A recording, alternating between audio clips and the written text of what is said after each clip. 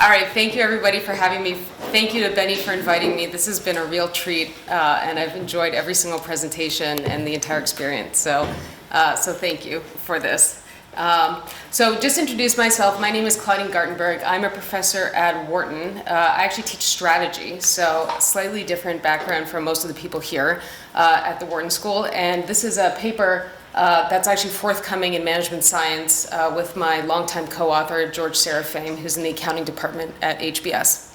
And actually, I didn't initially see how these two papers fit together in this section, but now I actually do, given this last discussion, in the sense that we might give some indirect evidence on stewardship and the actual material effects of stewardship inside companies, at least in the U.S. context, which is not how we position this paper, but for this group, it actually might be the case.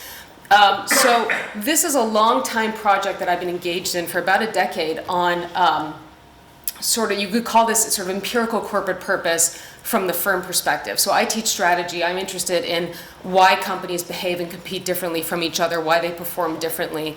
And so this project really looks at this from a company perspective and how purpose changes the choices that companies make, how they perform, and why they have different purposes from each other. And that's how this paper is a brick in the wall of that longer term discussion.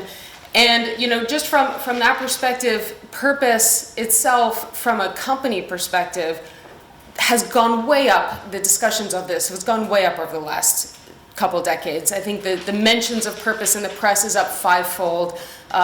Employees are looking for it within their firms. CEOs are very interested in talking about this. I just came from sort of a very similarly themed meeting in Chicago, but from management professors. And everybody is saying, the CEOs that they speak to, everybody's talking about this. And so the question is, what is real and what is not, right? What is cheap talk? What is real? How does this really materially impact what companies do and how they perform? There's a lot of debate about this, but there's very little facts. And so this work is an attempt to insert some facts into this discussion. Okay, so just to begin, let me just start with some definitions because there's a lot of different ways that this word purpose is used by different people. So the way that we use purpose and the way that we think about purpose in our research is the meaning of a firm's work beyond quantitative measures of financial performance. So why do we exist? Why would the world be worse off if we disappeared tomorrow versus what we do today? So it's not it's not a goal, it's not an objective, it's really the meaning of what we do. So if you think of Pfizer, right, it's to save lives, in particular therapies, or you can think of SpaceX is reaching for the I'm not going to put up buzzwords because I'll actually show you in a little while why purpose statements are not very useful, but it's really meant to encapsulate why these for-profit institutions exist in the first place. And when CEOs talk about purpose, that's what we think of in this research program itself. And so some definitional boundaries on this. So when we say purpose, we're not talking about sort of the objective of the corporate form, right? So a lot of times purpose is used in, what's the purpose of a for-profit institution, right? For whom does it serve? That's not the sense that we mean it. We mean it from a company perspective.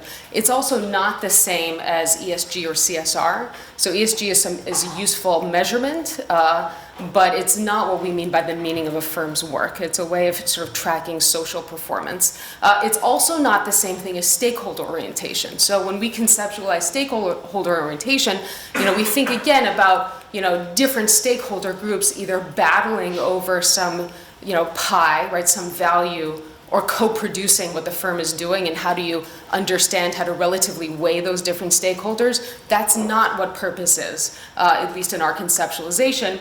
And then I put last, it's probably correlated to, if we could measure it, the total social surplus that these companies do, right? So what's the meaning? What are they producing beyond just pure profits? If we could measure that, that probably would be correlated with corporate purpose. And just, that's where our field is trying to go, is trying to come up with some credible measures of the social surplus. I have my doubts about whether that's possible or not, but that's sort of what we talk about when we talk about purpose. Okay. So in terms of this research program, as I mentioned, there's a huge field on related ideas, both in management, in finance and economics, in law, ESG, sustainability, stakeholderism, and then within what's called organizational behavior in business schools, sort of more of what's called the micro, the individual level type of research on leadership and meaning. So there's a lot of research on these different areas. On corporate purpose itself, the way that we're defining it, there's actually very little. There's a lot of just so stories, there's a lot of books written, there's case studies, but there's very little large sample data. And one of the reasons for this is it's just really hard to do good empirical research on purpose. And I know this because this is what I've been sort of knee deep in over the last decade. It's hard to define. It's really hard to measure. It's sort of definitionally intangible. And it's hard to identify, right? It's hard to sort of figure out how it separates from the strategy of companies, what their position is, all these other factors. And so what we do in our studies, of which this is one, or my studies with various co-authors, of which this is one, is we take a stand on what we mean by the definition, which I just told you.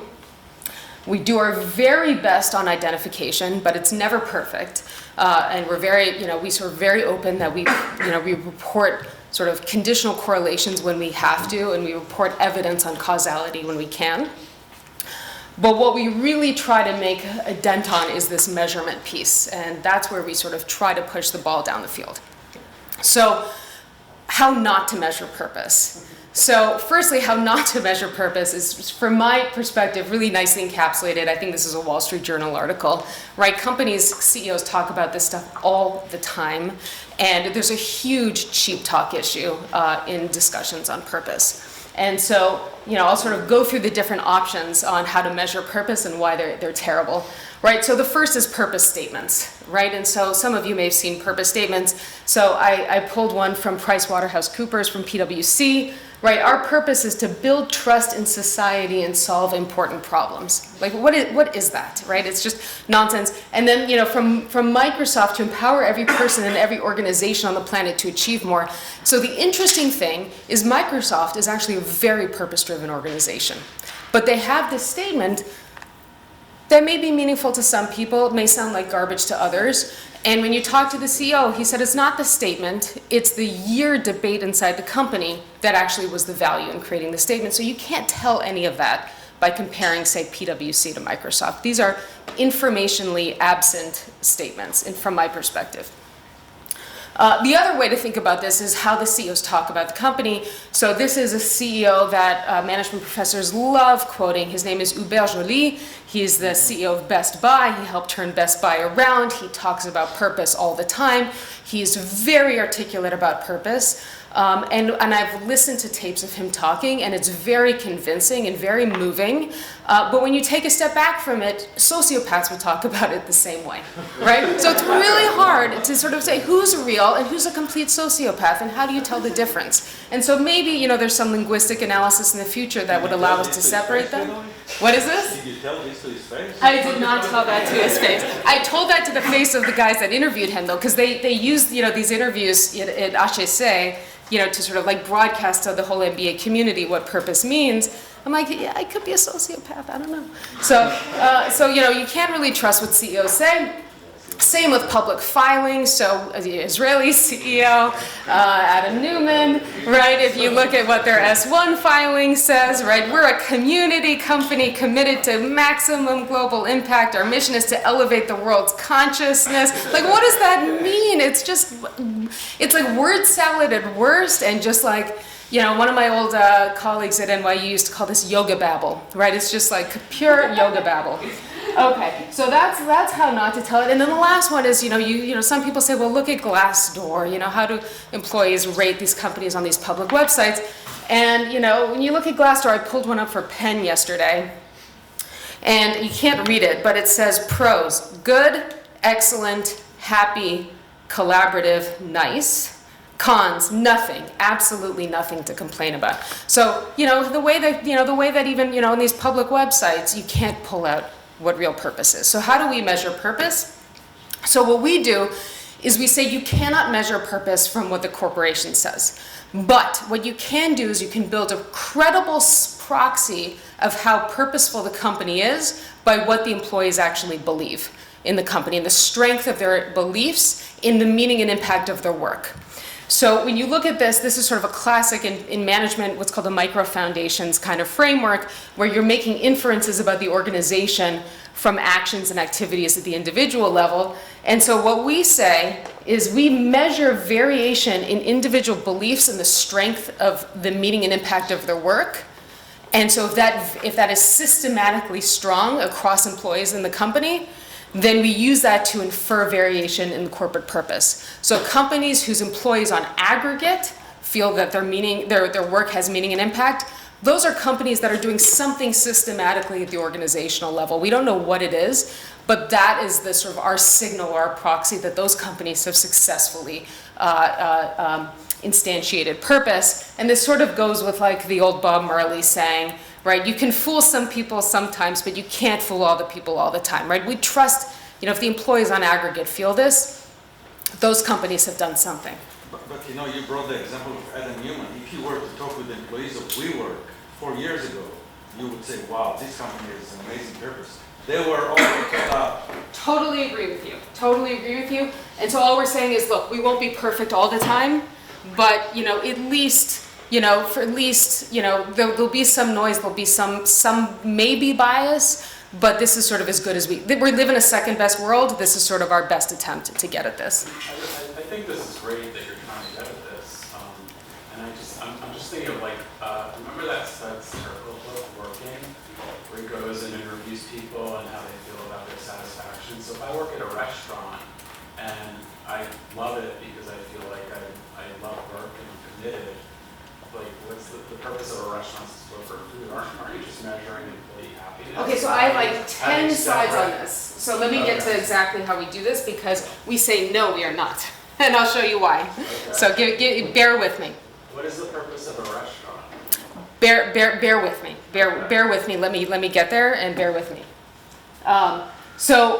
So we have, based off this sort of measurement approach, we have a series of 4 studies, me and various co-authors, that look at this. So the first one established this measure and related it to corporate performance, and we actually argue it's causal, where high purpose then leads to downstream better outperformance, and we show that on return on assets, on enterprise growth, on alpha. High purpose companies actually outperform the market by quite a bit.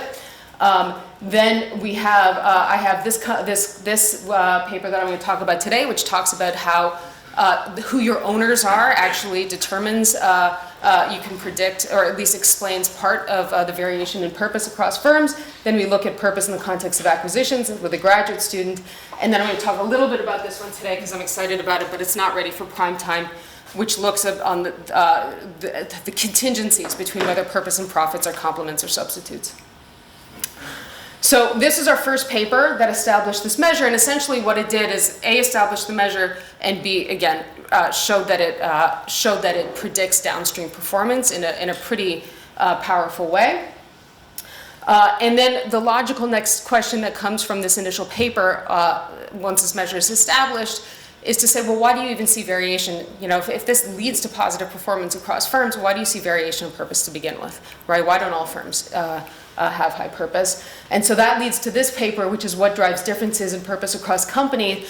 And here we look at who the owners are of companies, and what's the relationship between corporate ownership and purpose. And given this discussion in this room, I don't need to explain why, but that's what we do in this paper.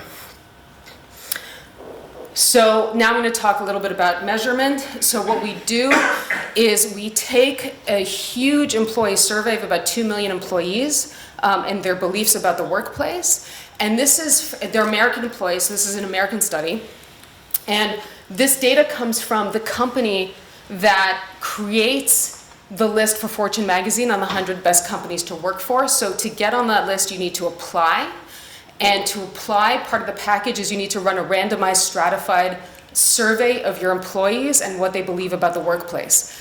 And so this company gave us all their package data, both the winners and the losers, from 2006 onwards. And so we have the raw data for this. So that allows us to construct measures of purpose across hierarchical levels and a pretty diverse set of companies that are self-selected. So these are not randomized companies.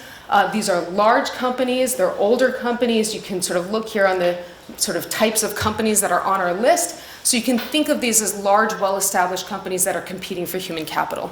And so that's the self-selection that you need to think about for our paper. And so the raw data has both data at the firm level, some header data, but really critically for our purposes, it has a survey, 57 questions on all aspects of the workforce. And this allows us to address this question about, are we just measuring satisfaction or something else? And so for this sample, we have about 1.5 million employees across 750 public, 360 private companies. And we operationalize the measure as follows. Companies with strong purpose are those where employees hold strong beliefs in the meaning and impact of their work. So what is that? So there's 4 meaning-related questions in the survey. I'm not a psychologist, but we ran this by our psychologists to make sure that this is right. So my work has special meaning. It's not just a job. There's a pro-social question in there about how we contribute to the community, and 2 pride questions. Now, pride is actually related to something in OB called authentic pride. You feel authentic pride when you feel like you actually have done something impactful or meaningful, not just, I'm getting paid a lot. And so these actually go together. And then what we do is we run what's called an exploratory factor analysis on this survey to reduce the dimensionality of all these 57 questions. And this is what allows us to strip out job satisfaction. Because what happens is, of the 57 questions, they actually reduce into 4 eigenvectors, 4 factors. And one of the factors covers management quality, trust in management. One factor covers non-discrimination across all different dimensions. And then 2 factors arguably capture purpose. One is sort of all these meeting-related questions plus a sense of camaraderie or family community. You can think of Zappos shoes for this. And the other is clarity. I have a clear vision of where we're going, plus I have meaning in my job. So these are the 2 purpose-related questions. This one correlates with performance, so this is the one we focus on as our measure of purpose. So the structure of this analysis, so what we do here is we ask, it's all research question driven, how does purpose differ in public versus private companies? And then what's the evidence on the mechanism here? So is this driven by how committed the owners are to the company? And so can we attribute differences to differences in this owner commitment? We create 3 proxies of commitment in our ownership variable. And then mechanisms. So if that's the case, there's still a big gap between who the owners are and what the employees are feeling. So what are these companies doing that's different that establishes purpose? And then I'm going to show you some new preliminary results on our new paper too. Okay, so in terms of the model, we run this factor analysis on this survey, we calculate this purpose clarity measure, we rotate it, so we rotate the survey, the factor analysis, which means we strip out the halo factor, which is job satisfaction from this, so this is orthogonal to job satisfaction. It's not related to how happy or sad. You can think of this as bundles of beliefs that co-vary together. So they co-vary, these purpose and clarity beliefs go up together or down together, independent of how satisfied I am about my workplace. So we calculate those, and then we aggregate these up to the firm year level, and then the rest is just simple OLS regressions where we relate it to ownership variables and then some controls. So first is just whether the company is public or private, and then the next is our degree of commitment variables, so whether your owners are activist hedge funds, which are typically more in and out of firms, or and also the degree to which my institutional shareholders are dedicated shareholders or not. So that's what we do in the second half. So now let me just show you some results. So the first result is just a plain, our research question 1. So the dependent variable here, how much time do I have, by the way? 10 minutes. Good, okay, so I'm actually going too fast. Okay, good. So the dependent variable here is our purpose clarity at the firm year level. And we have a bunch of controls, size, age of the firm, our halo control, which is job satisfaction, which we control for, which is still correlated, but we try to strip that out, and then whether the company is public or private or not. And so this is just a pure correlation here, and what we show here is within public companies, this sense of purpose clarity is lower than in private firms. So that's what the first level of results show, that the sense of purpose is lower in public companies than in private companies. Then we do a bunch of sort of matched analyses for our reviewers to make them happy, making sure that we're controlling as much for like as we can. So the more matched we do on observables, the bigger these differences become. So here's a nearest neighbor, here's a coarse and exact match. The difference between public and private stays, and if in fact even grows larger between like public-private firms, which I realize there's still a lot of endogeneity here. We do the same with a nearest neighbor match. Same thing, these results maintain. And then what we do is we have one very preliminary, we have 4 firms that IPO'd during our sample. And so we do one robustness check where we look at what happens to purpose after you IPO, and it actually falls in these 4 companies when we rerun this analysis at the individual level. And so our first real finding is that it looks fairly robust that within public companies, purpose is lower. And then what we're able to do is disaggregate by job level. So we know if you're an executive, a middle manager, a professional or technical salaried employee, or an hourly worker.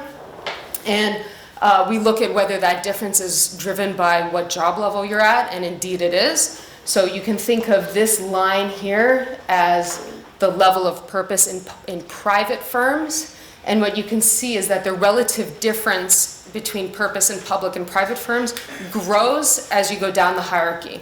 So hourly workers in private firms are actually not that different in their sense of purpose between senior workers. They actually have fairly similar senses of purpose. Within public firms, you see a huge drop in the sense of purpose between those at the senior levels and those at the hourly levels.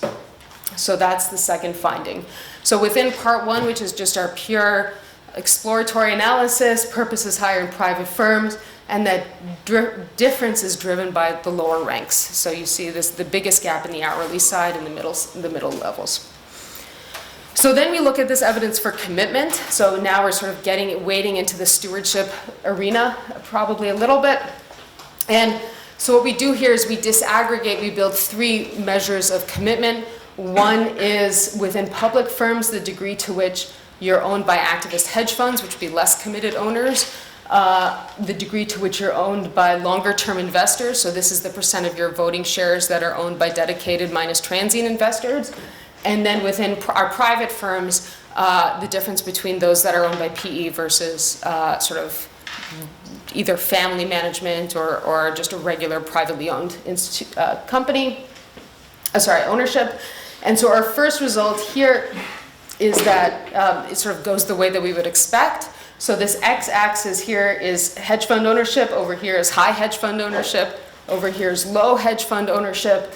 This y-axis is purpose clarity, and as we would predict, the higher your hedge fund ownership, the lower your purpose is. I spoke to Alon Brav about this. He did not love this result, but we spoke for length about it. So that's result number 1. Result number 2 is this is your longer term, your dedicated institutional investors. So over here is you have more dedicated investors. Over here you have more transient investors. And as we would expect, the more dedicated investors you have, the higher your purpose clarity. And again, we don't show this in the paper, but this is driven by the middle and lower ranks. So this line is flat for executives. It's steeper the lower you go in your organization. So that's result number 2. This is the same result shown in regression format. And then this is our incredibly lame way of trying to get a causality, which I actually don't know how you would really get a causality absent some kind of natural experiment, which we don't have in our setting. But we do sort of this Granger causality from the 1970s, where we look at lead-lag measures of ownership. And so, if you believe this type of technique, Then the lagged would be the owners get into the company, and then you look at purpose down the road. And the leading measures is you have a certain measure of purpose, and then you see how your owners match to you. So this is roughly sort of the matching estimates. This is roughly the treatment estimates. I don't really buy this technique all that much because there's just so much else that's going on here. But we present these results in the paper and basically say, look, there's a lot of matching that's going on here, and there's some, evidence that there's also an ownership effect as well. So that's the matching. So, that's the commitment, the evidence on commitment. So among public firms, purpose is lower in firms with higher hedge fund and less dedicated owners. Then on mechanisms, what we say is, what are these companies doing differently? And so here you can't read this. Can I actually use this so I can just point? Does this work? Okay, so you can't really read this, but I'm just going to show you. We look at CEO background, so who the CEOs are in these different companies, compensation, so the pay gap of the CEO relative to, this one we do relative to the salaried levels. CEO incentive structure, so we use incentive lab data and look at whether their incentives are based off cost/profits or based off either growth or non-margin, non-profitability incentives. And then some benefits type of information. So this is all structural that companies do. It's very blunt, but it's what we can get at. And so, so this is sort of what I showed you in the prior slide. Here, I'll just jump over here. So this is the evidence of mechanism. We can explain about 30% of the effect, so not the whole effect. And what you can see is purpose is higher in companies where the CEO comes from within, was promoted from within. I'll put this over here.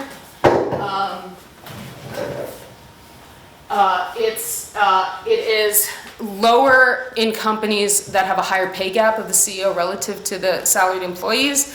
It's also higher when you incentivize the employee on what you would, you incentivize the CEO on non-profitability, sort of growth, customer satisfaction, employee satisfaction, other types of non-profitability types of incentives and benefits. So we can explain about 30% of our effects from just pure structural decisions that are different in these companies versus other types of companies. So that's this paper. And I sort of took out the discussion slide here because I don't think we need it for this group, but this is sort of some evidence on stewardship in a US context, in purpose. And so I took this quote from a Wachtell newsletter. The logic of having a clearly understood corporate purpose embraced by all stakeholders extends in particular to institutional investors. Companies and their large investors should consider themselves close allies. So, it seems as if this is sort of very consistent with that type of approach. This is evidence that at least it's consistent with this stance. Now, in the last minute, I'm just going to say where we're going with this. So I'm particularly interested in whether purpose and profits are complements or substitutes, because that's where our debate is, at least in the management field. And our initial paper showed that on average they're complements. Higher purpose leads to higher profits, but it's not true in all cases. And so the next paper is actually showing when they're complements and when they're substitutes. And so just to give you a preview on that, and the reason why is that this dramatically changes the debate, right? If you're in this side of the world, the complement side, you're discussing why can't purpose be, what are the frictions and why all companies can't be purposeful. If you're in this side of the debate, then you start wading into stakeholder, comparative corporate governance policy of, how do you make these trade-offs? So it really matters which world we're in for the debate that we're having. So the first set of results here, and I'll end, is that it depends on your industry. So healthcare is an industry where purpose and profit seem to go together. Financial services is an industry where they appear to be substitutes. So industry really seems to matter about whether you have this positive or negative relationship between purpose and profits. Here's just a stacked ordering. You can't read this, but these industries over here, they're substitutional. These industries over here, they're complementary. So industry really matters. Dedicated shareholders really matter. So these are firms with the most committed owners. Purpose and profits go together. The firms with transient owners, purpose and profits are substitutes with each other. So that's where we're going with this research. And basically, whenever you hear purpose and profits, that is true in some settings, but not all. And that's where we're going. So that's all I got for you. Thank you so much. Thank you, Claudine.